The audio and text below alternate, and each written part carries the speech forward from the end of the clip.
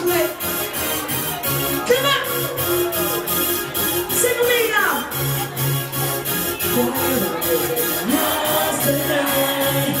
Everybody just say the good time. Everybody lose your mind. Everybody just say the good time. Party up, 'cause it's the last time. Everybody just say the good time.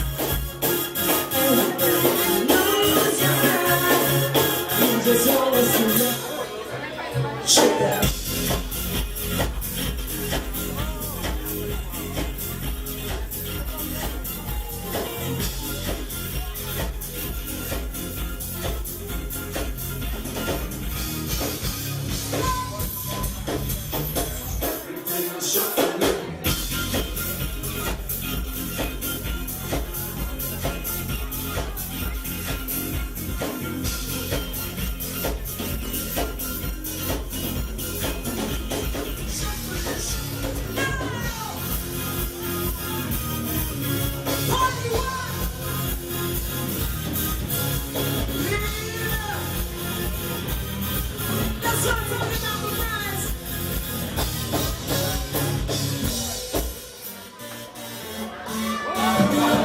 We are almost to the end of this episode, show. To some signal before we hand you back over to DJ X-Ray and the ones that do you. Don't let it out, the sky is right in front. The money we just don't feel like it's all we know. But to it's up, it's up.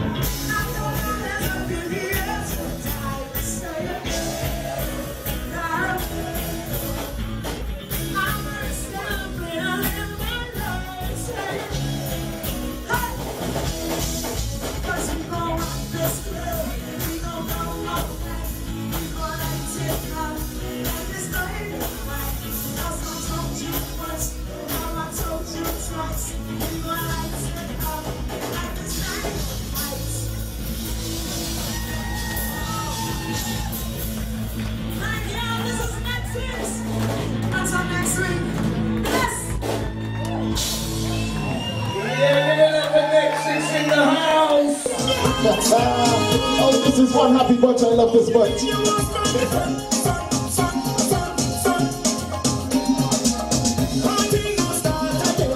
I love this crew. I don't feel to wine like that. I don't feel to drink a rum. So could I red hot or real could I come? I still whining, I still grinding, I still drinking. I think we can be alright. 'Cause I don't know. I just find one style. I'm missing when I was there. I just find and she tell me she want me to down.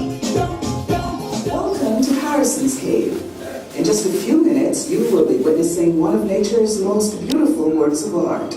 But first, let's go way back in time and see just how beautiful Barbados was born and how the miracle of caves came about. All the islands of the Windward and Leeward chain evolved as a result of volcanic activity. All, that is, except one. The one that stands alone to the east of all the islands is our island, Barbados.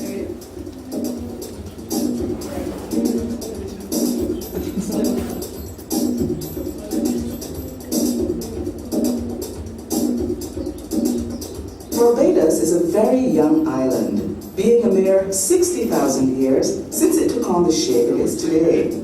Its formation is also utterly unique. But in order to understand just how ancestral Barbados came about, we must go back in time a long, long way.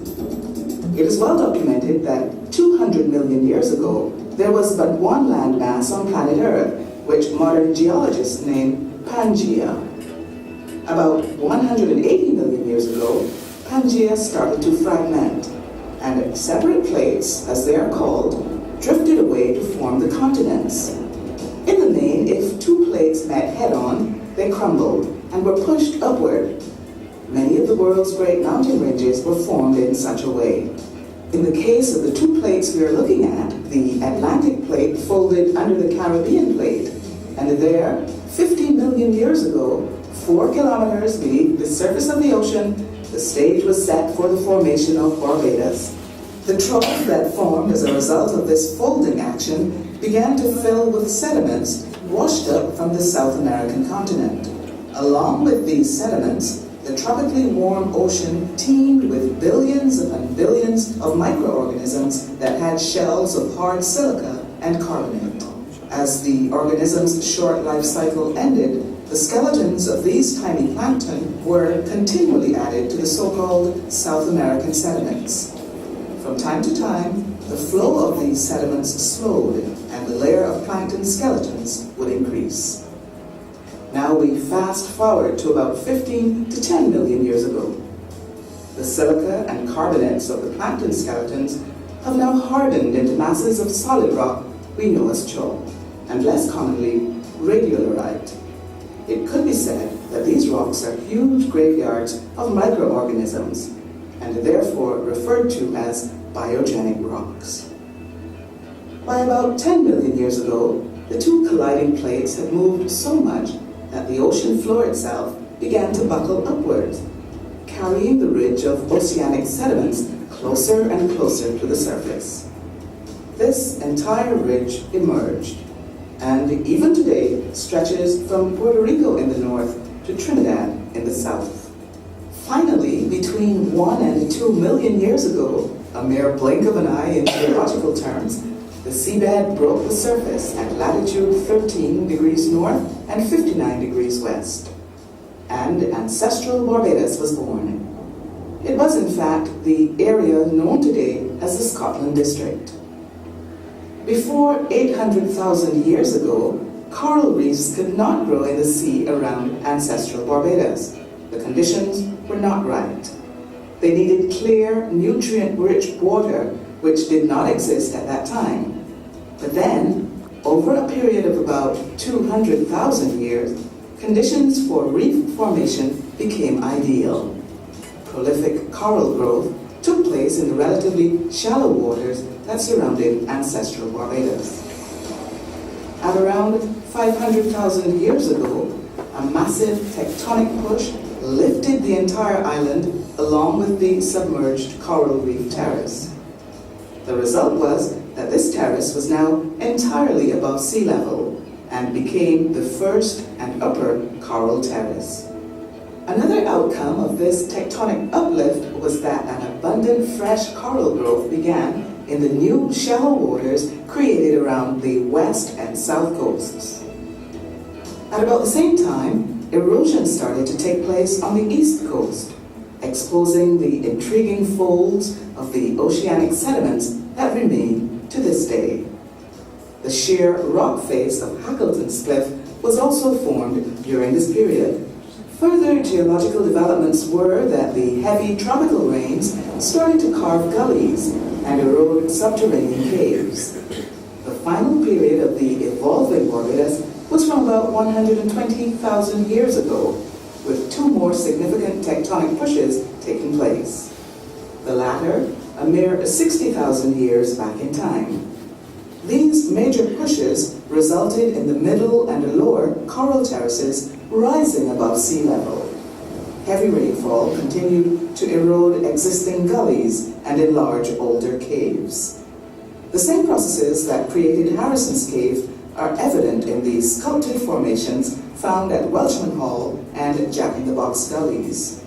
Both of these beautiful gullies are very close to Harrison's Cave.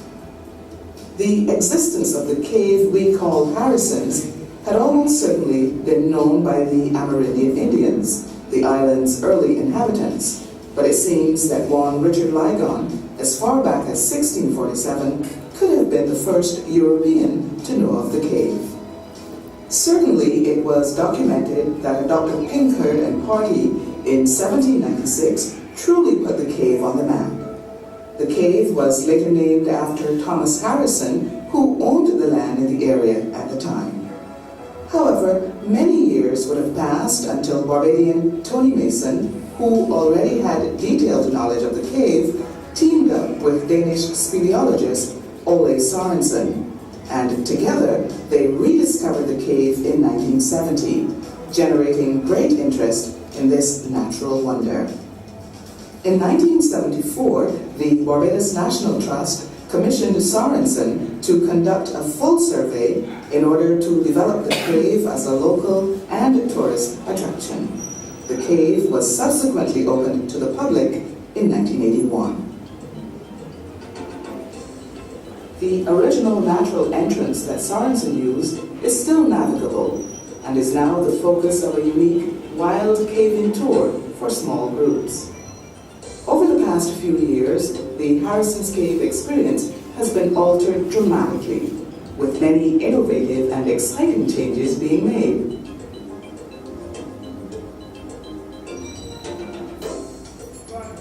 There is no mystery as to how the beautiful karst formations you are about to see came about. Calcium-saturated water dripping from the roof slowly deposits minerals in the form of a stalactite. The drip then goes through the same process when it hits the floor of the cave, and a corresponding stalagmite is born. The process is immensely slow. But then, nature was never one to be hurried. Perhaps the real mystery is how nature always manages to create natural wonders far more beautiful than man could ever dream of. We hope that you will agree.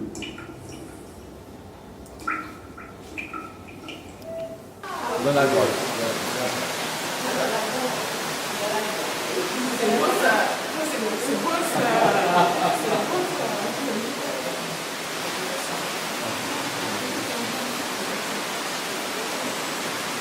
You ready, guys?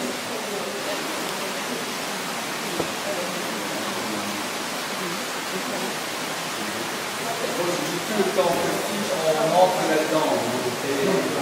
On entre sans âme, sans croyance. Après, on sort forcément. je trouve qu'il faut qu'on sorte quelque chose. Quand on est en bas, c'est quoi? Ouais. C'est la nature qui détonne.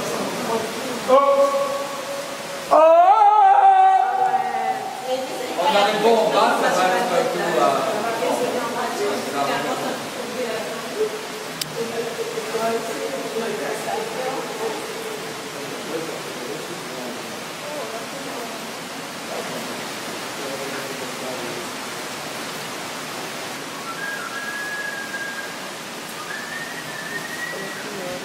The two persons that would have come down,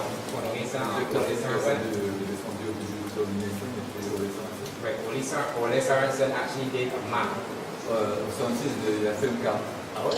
Right, so he would have mapped the case and given them the where to cut. So that they would know where to cut. The two persons that would have come down, right, Ole Sorensen actually did a map. Il a fait une carte. Right, so he would have mapped the case and given them the where to cut. So that they would know where to cut.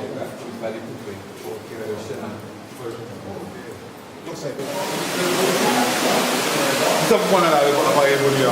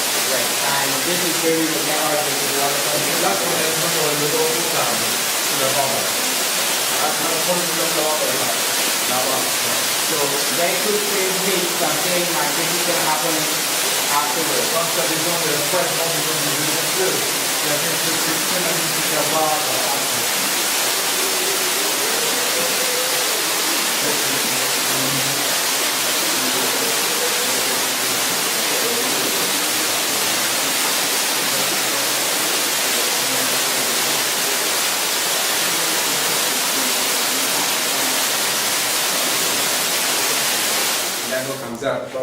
It can go down. Yeah, like that. Governor what, man? Quand je travaille ici, c'est une section de réaliser dans la lumière naturelle. Hein?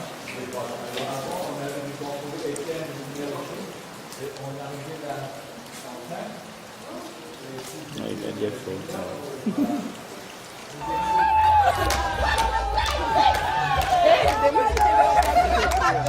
La vidéo photo.